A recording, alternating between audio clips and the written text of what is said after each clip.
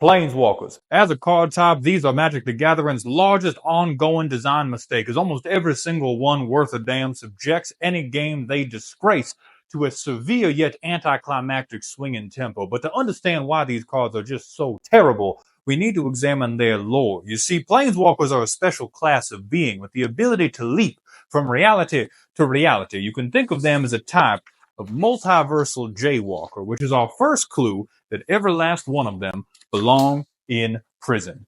There is one notable exception, of course, and that is crimes committed in commission of being a homosexual, which brings us to our very first Planeswalker pass, Miss Chandra Nalaar. As opposed to most of her ilk, Miss Nalaar wants to get the game going, keep it going, and end it swiftly. And to see just what sets her apart from other Planeswalkers, we're going to perform a top-down analysis. And the first thing we are confronted with is, of course, her great hair. And from this, we can work backwards and develop the Maybelline spectrum for Planeswalker analysis.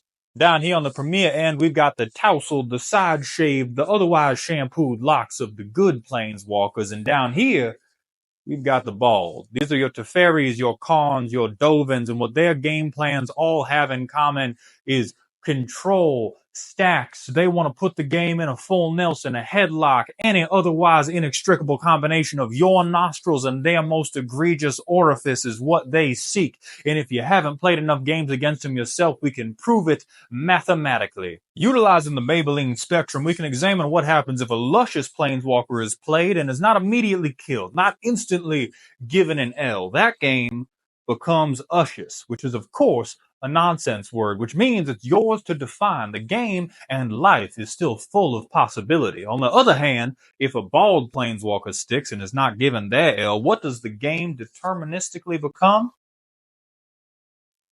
I rest my case.